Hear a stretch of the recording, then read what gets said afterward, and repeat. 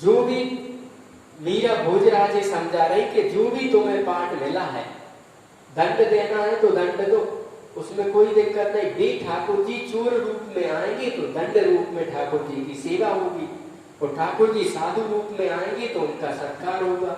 वो कुत्ता रूप में ठाकुर जी आए तो डंडे से सत्कार करना पड़ेगा। ठाकुर जी तो भावना में है, पर व्यवहार में यथा योग्य व्यवहार करना पड़ेगा। नाटक में तो मरने और मारने वाले दोनों ही जानते हैं कि तलवारें लकड़ी की है, ना मैं मारूंगा और ना यह मुझे मारेगा, किंतु मैं तो तन मन की भारी सांग लेकर लोगों के मस्तक प्रातः से साय तक ऐसे काटता रहता हूँ मानो किसान खेत की फसल काटता है। भोजराज कह रहे उनके मुंड कटे धड़ से रक्त उबल उबल कर धरती को सींचता रहता है। सोचता हूँ कि एक दिन ऐसे ही इस देह का रक्त भी मेरी मातृभूमि को सिक्त कर देगा। उन्हीं पौत्रों की भांति आप भी यह समझ लीजिए कि ना मैं मारता हूँ ना वे मरते हैं, केवल मैं उन्हें गंदे कर वस्त्रों से प्रभु की इच्छानुसार मुक्ति दिला रहा हूँ। मीरा कितना बढ़िया बात कह रहे। तुम ये मत मानो कि मैं मार रहा हूँ, मैं काट रहा हूँ, ये मानो कि ये गंदे देह है, जैसे खरपतवार काटा थे उसे हटाना जरूरी है, ऐसे ही मैं इन पापियों को, इन गंदे लोगों की सफाई कर रहा हूँ। इन्हें दूसरा वस्त्र ठाकुर जी देंगे, मैं इन्हें साफ कर रहा हूँ। ऐसा भाव करके युद्ध लड़ो।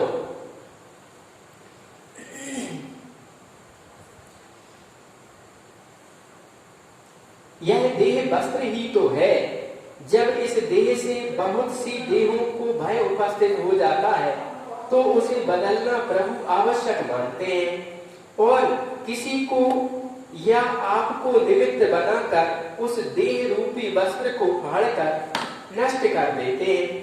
तब वह आत्मा नवीन देह धारण करके शुभ कर्म के लिए प्रस्तुत हो जाती है। इस प्रकार देह को नष्ट और उत्पन्न करती है। आत्मा तो विशुद्ध परमात्मा का अंश है, उसमें राग द्वेष क्रोध मोह कैसे आ सकते हैं? यह सब त्रिगुण के खेल हैं। जगत प्रभु का रंगमंच है जो सर्वर्थ है, उसमें अवकाश कैसे कहां से आएगा? दृश्य और दृष्टा वही है। अपने को कर्ता मानकर व्यर्थ बोझ नहीं उठाएं। कर्ता बनने पर तो कर्म फल भी भुगतना पड़ता है। तब क्यों ना दान किया मजदूर की तरह, जो वह चाहे वही किया जाए। भगवान करवा रहा है, युद्ध भी उनकी सेवा मान के करो, जैसे मजदूर पटेल की स्वामी की आज्ञा अनुसार करता है। मजदूर तो कर्ता बनने पर भी उतनी ही मिलती है जितनी मजदूर बनने पर, साथ ही स्वामी की प्रसन्नता भी प्राप्त होती है। अवश्य ही यह ध्यान रखने की बात है कि जो पात्रता आपको प्रदान की गई उसके अनुसार अभिनय में कमी न आए। भगवान ने तो ये पद दिया लड़ने का, दुष्टों को मारने का।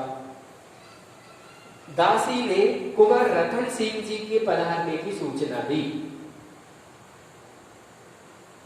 उनके भीतर पधारने की अर्ज कर मीरा ने दासी से कहा। रतन सिंह ने प्रवेश कर भाई भाभी को करबद्ध सिर झुकाकर अभिवादन किया। उन्हें देख मीरा खड़ी हो गई। उनके अभिवादन के उत्तर में हाथ जोड़ मुस्कुराकर कहा, पधारो लाल जी सा, बारनालू बलिहारी जाऊं। मैं बलिहारी, कैसे पथ भूल पड़े आज।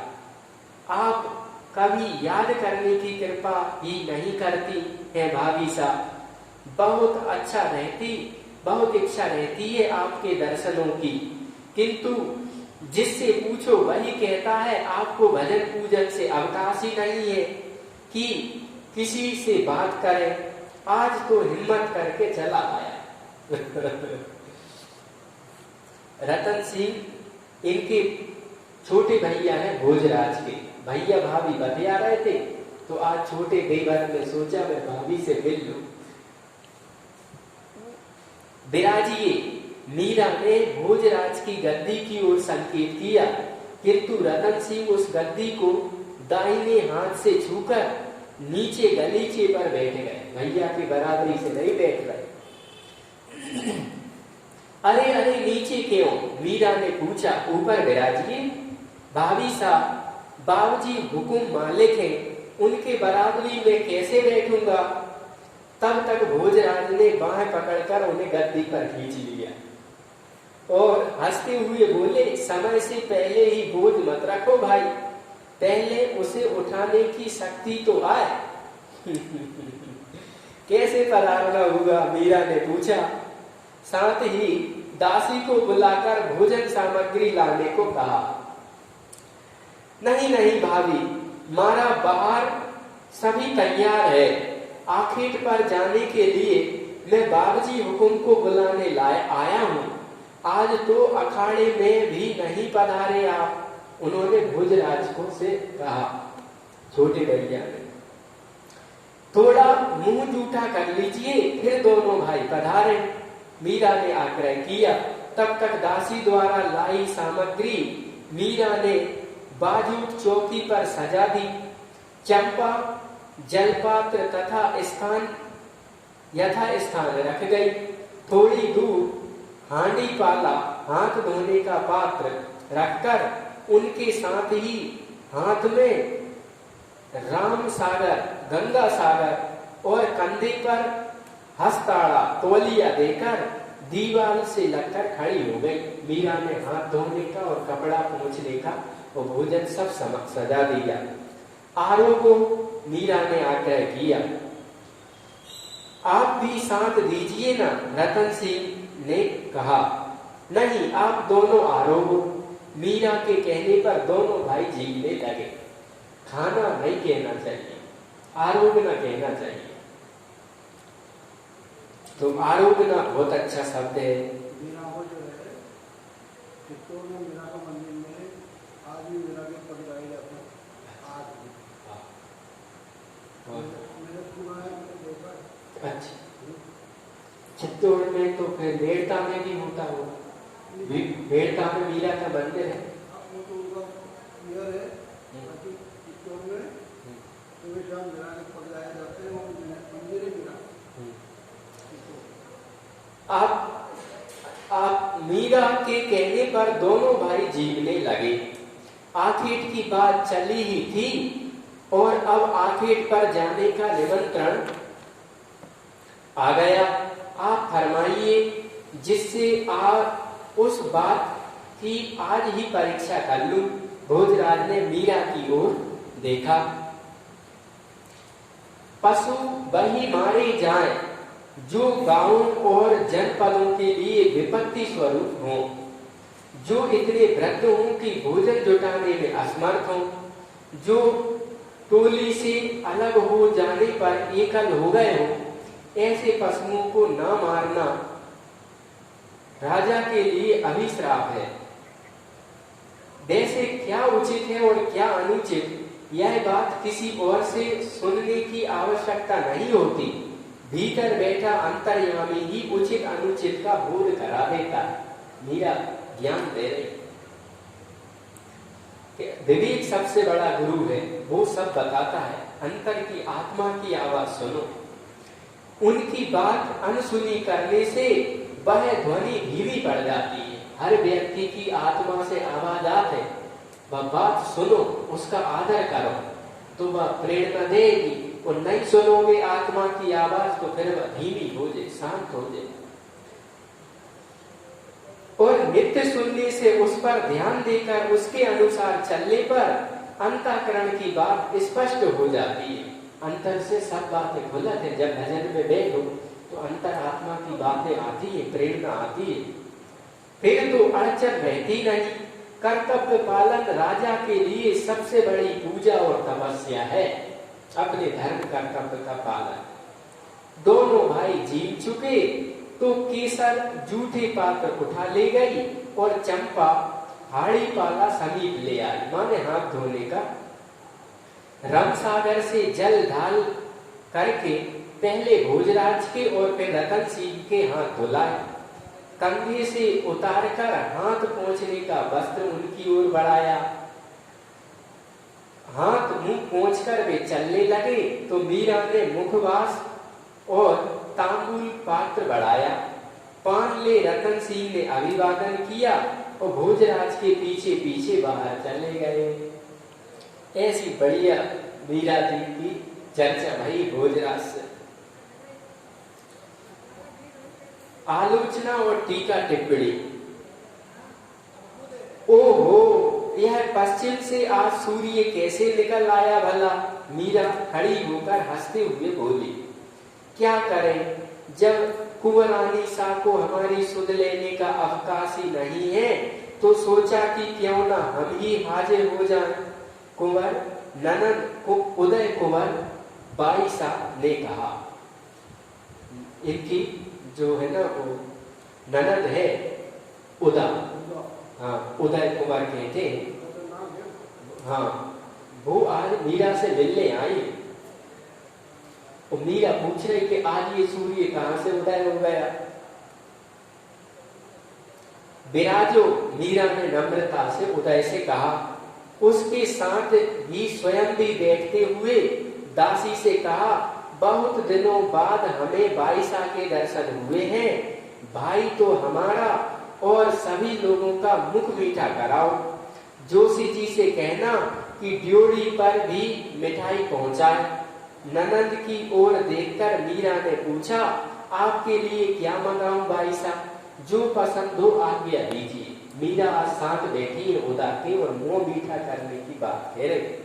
सच कहूं भाभी, मारा हमें तो आप ही पसंद है, किंतु क्या कहें, आप तो जैसे दूज का चंद्रमा हो गई है। वह भी बेचारा प्रत्येक महीने दर्शन दे ही देता है, किंतु आप तो उससे भी अधिक दुर्लभ हैं। लगता है जैसे बाबूजी हुकुम का विवाह ही ना हुआ हो।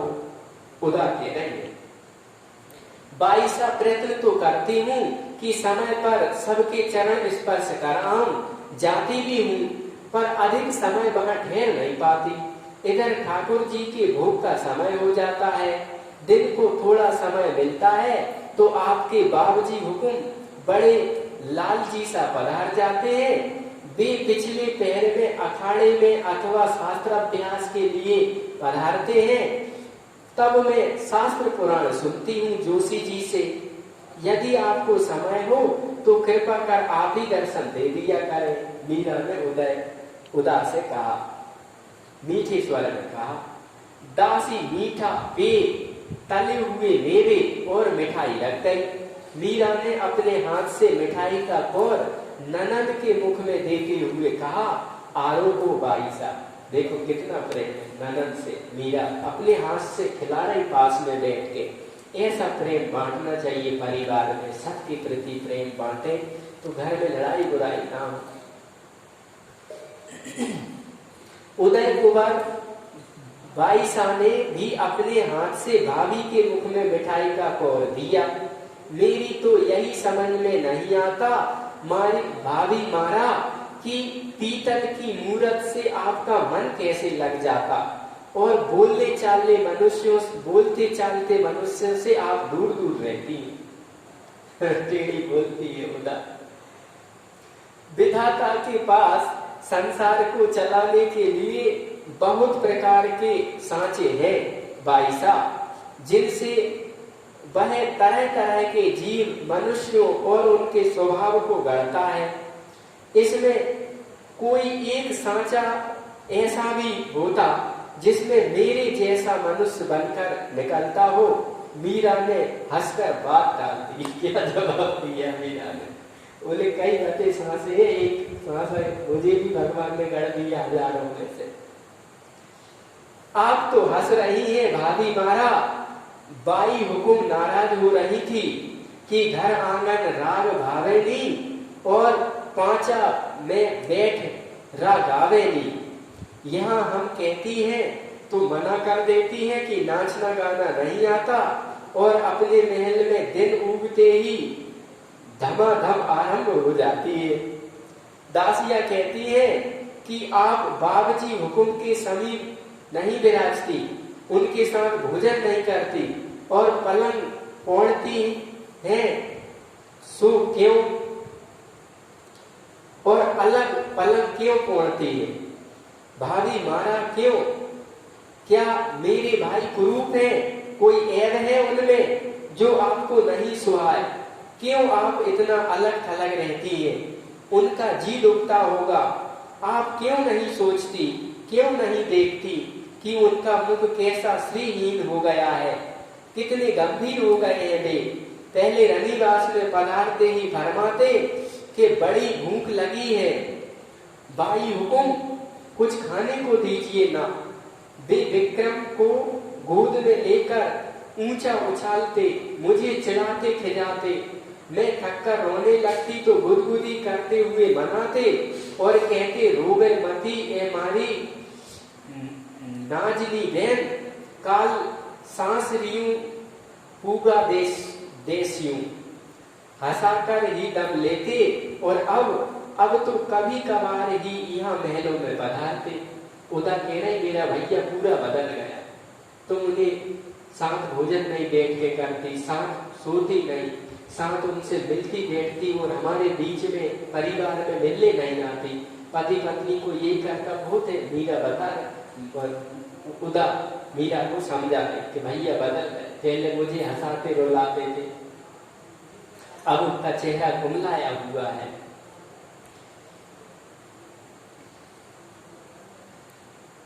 मैं पूछती हूँ कि विवाह होते ही भूख भाग गई क्या बाबजी हुकुम? तो हंस हंस कर रह जाते। दादी सा फरमाती कि नई ब्याही हुई बहू है, हंसी खुशी राग रंग करे, पर वहां तो बिल्कुल सुनसान रहता है। दीनड़ी कभी दोपहर में भूख देने आती है, कभी आती है और कभी आती ही नहीं।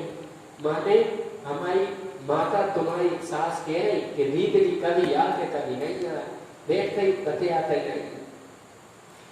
उदय कुमार बाईसा कहती ही चली जा रही थी, ऐसा क्यों करती है आप भाभी मारा? कहिए तो पागेला गांव में कितना जोर आ जाता है कि आप नहीं पधारती। उनके बदले में बड़े बूढ़ों का आशीर्वाद तो मिलता है, कोई गाली तो देता नहीं। आप इतनी पढ़ी लिखी समझदार होकर भी क्यों गुरुजनों को नाराज होने का अवसर देती है? आपकी बात सर्व साची है बाईसा, मीरा ने गंभीर होकर कहा, किंतु मैं क्या करूं? कभी कभी तो मुझे चेत ही नहीं रहता, इसी से वहां हाजिर होने में विलंब हो जाता है। मुझे जैसे सुहाते हैं वैसे वैसे रंग को मैं मानती हूँ। मैंने आपके दादो साहब को पहले ही अर्ज करा दी है, आप दूसरा विवाह कर लीजिए। आपसे भी अर्ज कर रही हूँ कि अन्नदाता हुक्म से निवेदन करके उनका विवाह करवा दीजिए।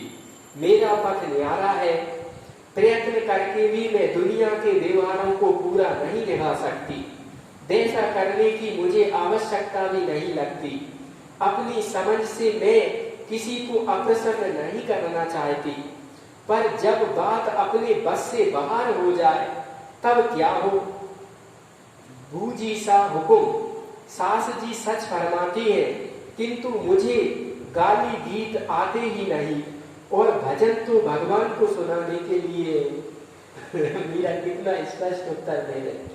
सास जो सुनना चाहते वे गाली गीत में आप नहीं, और मैं समय पे सास ससुर को प्रणाम नहीं कर पाती, इसलिए कि मुझे सुधाई नहीं देगी, घुसाई नहीं दे, चेतना ही नहीं दे। और भजन मैं सास से कैसे सुनाऊंगी? तो भगवान के लिए होते हैं। दूसरा व्यवहार करवा लो।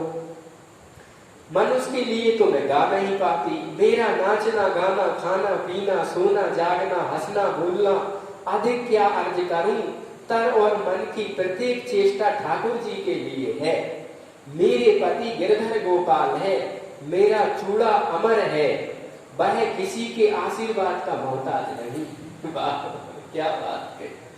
इस पर भी मैं अपनी ओर से प्रयत्न यही रखती हूँ कि मेरे कारण किसी को कष्ट ना हो। मेरी देह की शक्ति सीमा है भाई साहब, इसलिए सबकी सेवा में मेरा यही निवेदन है कि भगवान की पूजा सेवा भोग राग से समय बचा तो उसे आपकी सेवा में लगा दूंगी, यदि ना बचे तो आप सभी कृपा पूर्वक मुझे क्षमा कर दीजिए। कितनी अच्छी बात है। भक्त कैसे होते हैं देखो, किसी को दिल नहीं दुखाते। मीरा कह रही मैं तो उनकी हो गई, अब समय बचे तो मैं दूसरों को दूं, नहीं तो वो माफ कर दो। कितनी अच्छी बात है। कल अपन पुनः मीरा चरित्र आगे पढ़ेंगे। सच्चिदानंद भगवान की, सियावर रामचंद्र की, मोर मुकुट बंसी वाले की, दुर्गे महारानी की, देवादिदेव महादेव की, गजानंद स्वामी की, सब संत महापुरुष गुरुजनों की, गीता गंगा गौ माता की। गोविंद हरे गोपाल हरे गोविंद,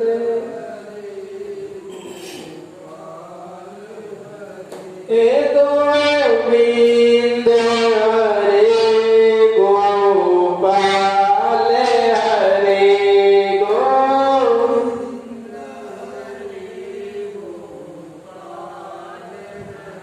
ओ जय जय प्रभु दीन दयालु हरे।